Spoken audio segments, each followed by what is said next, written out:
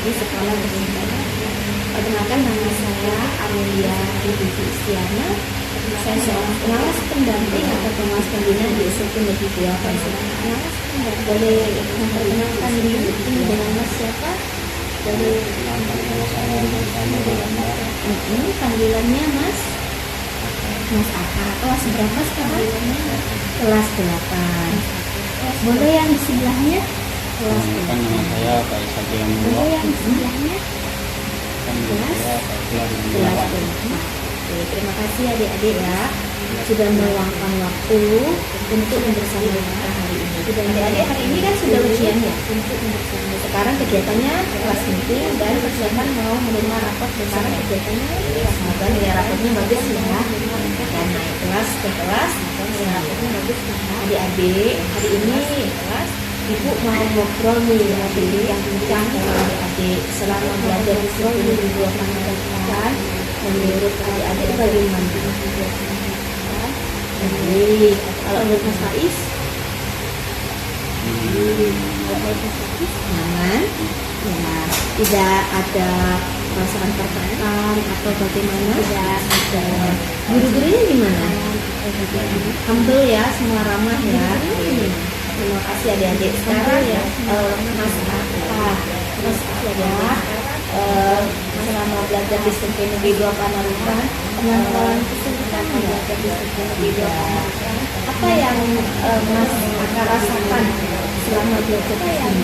Mungkin ada hambatan atau ada saya kesulitan ini atau gitu, pernah nggak lancar-lancar aja? Pernah nggak menceritakan ke guru, saya kesulitan ini, itu saya nggak ngerti ini, pernah nggak? Kalau Mas Faiz pernah juga. Selama ini kalau sama guru pernah dapat pembelajaran apa saja atau pendampingan apa saja? Pembelajaran apa saja atau pendampingan apa saja? Didampingi kan sama guru ya? Nah, itu apa saja yang dapat pendampingan dari guru? Apa saja yang dapat pendampingan dari guru? Oh lupa. Mas Aka waktu pertama kali masuk ke sini kan kelas 7 dulu ya. Dulu sudah ini nggak pernah mengalami saya karena masih belum pahamnya saya kok belum menguasai ya materi ini, pernah nggak? Pernah itu disampaikan guru atau guru yang menemukan langsung. Jadi Mas Aka dengan guru yang langsung. Terus didampingi ya, diajari apa sebenarnya? Terus didampingi umum diajari. Terus gimana? Enak nggak? Terasa menekan kan? Siapa yang mengajari? Bu? Siapa lagi? Bu? Siapa lagi? Oh diajari. Itu di mana? Oh itu setiap hari apa atau setiap hari atau setiap jam berapa? Setiap jam berapa? Terus sekarang gimana? Lancar sudah ini. Terus berarti terima kasih ya sama guru-guru ya yang ada di sini. Untuk Mas Faiz, teman sebangkunya atau teman sekelas? Untuk Mas Faiz, teman sekelas. Bagaimana perkembangan Mas Aka di kelas? Kalau disuruh misalkan sama guru, Mas Aka gimana? Sudah cara membaca guru? Tidak usah takut ya, karena Bu Guru, Pak Guru di sini itu memang ini membersamai adik-adik. Jadi kalau adik-adik itu saya belum paham ini, saya belum mengerti ini, saya kesulitan di bagian ini, silakan disampaikan ya. Kami akan selalu siap mendampingi. Jangan dimarahin, tidak dimarahin. Sudah sekarang adik-adik bisa kembali ke kelas. Terima kasih ya. Dadah. Assalamualaikum warahmatullahi wabarakatuh. Maaf ya mengganggu. Maaf ya mengganggu. Assalamualaikum warahmatullahi wabarakatuh. Perkenalkan, nama saya Amelia Ribuji Istiana. Saya pengawas pembina di SMP Negeri 2 Panarukan. Pada pertemuan kali ini saya berkesempatan akan melakukan interview bersama Ibu Kepala Sekolah dan juga Ibu Guru pengajar di SMP Negeri mengenai penerapan pendidikan inklusif di SMP Negeri 2. Baik, Ibu, Bu Ayam, Bu Melika, Mas Nur sudah dikasih kesempatan pada pertemuan kali ini kita akan berbincang-bincang santai ya. Berbincang santai bagaimana sih penerapan pendidikan inklusif di SMP Negeri 2. Nah, kita awali itu kita kan sudah belajar ya bagaimana sih pendidikan inklusif itu seperti diterapkan di sekolah kita. Kita sudah melaksanakan berbagai macam PHK ya kemarin. Nah, praktiknya kami ingin menanyakan di SMP Negeri 2 Pamanukan kemarin kita sudah mengidentifikasi ada siswa yang berkebutuhan khusus. Mungkin bisa disampaikan Ibu Monika berkebutuhan khususnya itu seperti apa? Mungkin Terima kasih Bu Aman. Saya sebagai pendidik di tim dari siswa yang tidak bisa baca. Inklusi di sini kategorinya anak yang tidak bisa baca. Untuk angka anak-anak bisa, dan yang tidak bisa baca itu ada beberapa tingkatan. Ada yang tidak setelah dikumpulkan sama tim, ternyata anak itu ada yang satu tidak lupa akan vokal A, I, U, U, itu sering lupa. Ada yang double konsonan tuh, N, G, N, Y, itu yang susah. Nah, terus ada lagi yang agak parah, tidak lupa tuh Bu. Iya, sering lupa huruf N, keliru M, kayak gitu. Tapi bukan seleksinya ya? Hah? Bukan seleksi Bukan. ya? Setelah kan langkah-langkah kami setelah membagi kesulitannya dalam membaca, kemudian menghubungi orang tuanya meskipun secara tidak langsung pada undangan secara khusus. Pada saat pembagian rapot itu orang tuanya sudah dipanggil kami bahwa anak tersebut tidak bisa langsung 100% dipasrahkan ke orang tua, harus ada tindakan apa dikursuskan. Ternyata ada 2 siswa yang kursus di luar, dan itu hasilnya nampak. Di kelas 7 itu anaknya tidak bisa, sulit. Sekarang di kelas 8 itu sudah lancar bacanya. Di antaranya angka ini tadi. Lah yang bisa kirim video ke saya untuk bukti bahwa dia tuh belajar di luar. Buktinya ada videonya Bu. Kemudian yang kedua, yang siswa yang atas nama Devita ini itu agak parah, nggak bisa agak parah meskipun sudah dikursuskan, tapi hasilnya ya bisa pedot-pedot tuh Bu, putus-putus kalau baca. Berarti kalau kita analisis dari situ diagnosa antara si siswa A tadi dengan yang siswa B barusan mungkin berbeda kebutuhannya Bu. Yeah. Mungkin si A diagnosanya di level ini, si B mungkin di level ini gitu ya. Nah, untuk Ibu Kepala Sekolah, bagaimana program yang sudah disiapkan untuk siswa berkebutuhan khusus Bu? Mungkin ada program-program khusus, mungkin bisa disampaikan apa saja Bu? Ya, selain yang tadi bimbingan individu ya Bu, jadi kita membentuk tim literasi.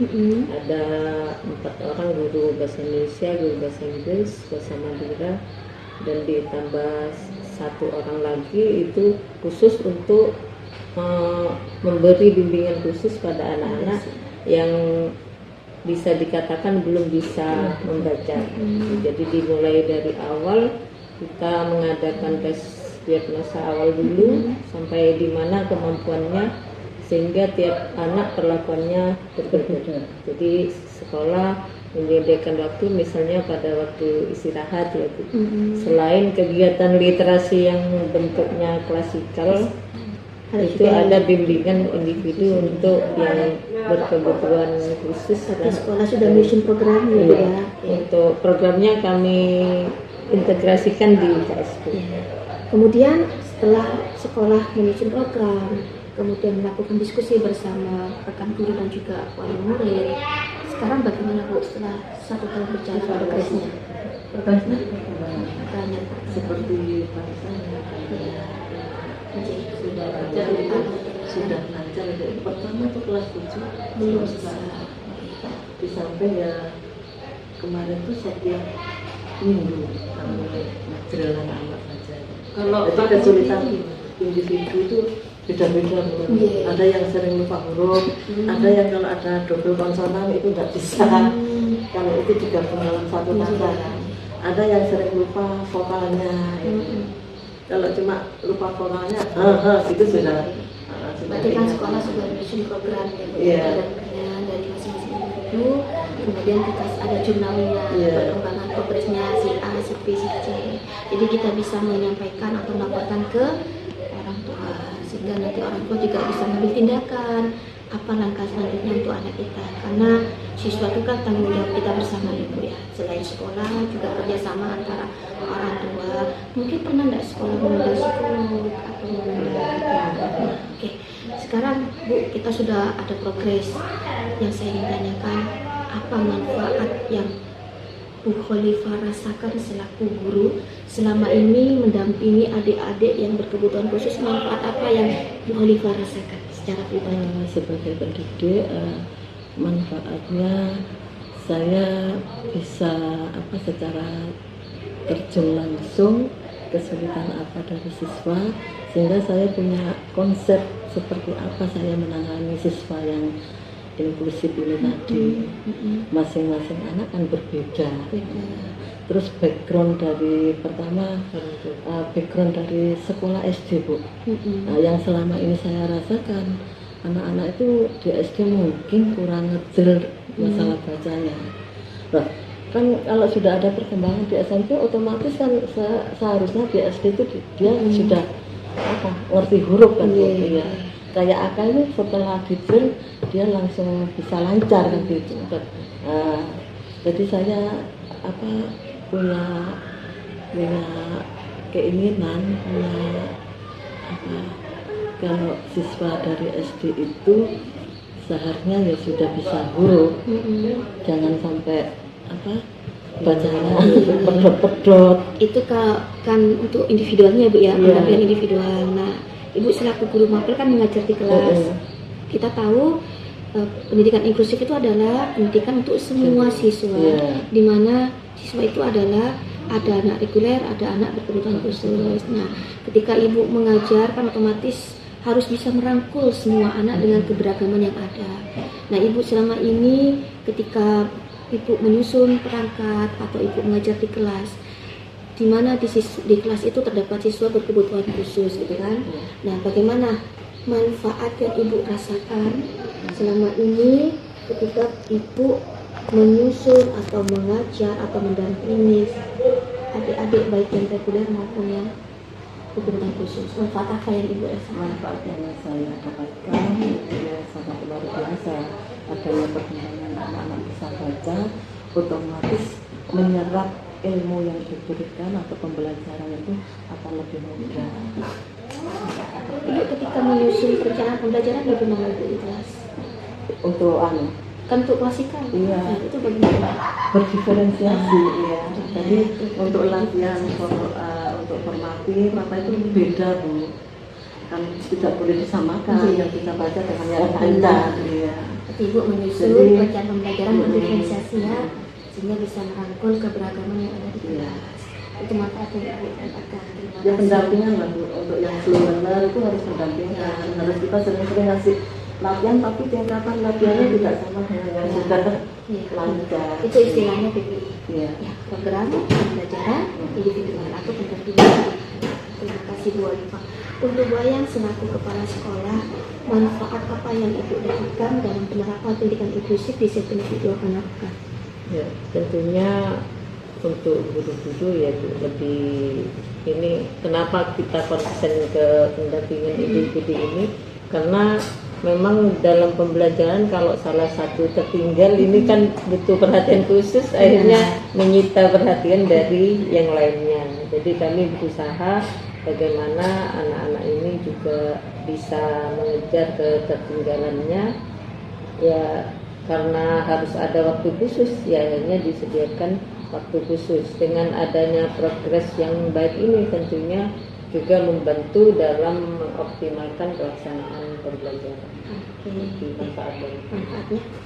Terima kasih atas kesempatan yang diberikan untuk menyampaikan Bu Khalifah, Bu Ayah. Terima kasih Bapak Ibu semua. Semoga pertemuan kita kali ini bermanfaat untuk kita semua, terutama untuk SMP Negeri 2 Malangkat. Wassalamualaikum warahmatullahi wabarakatuh. Salam.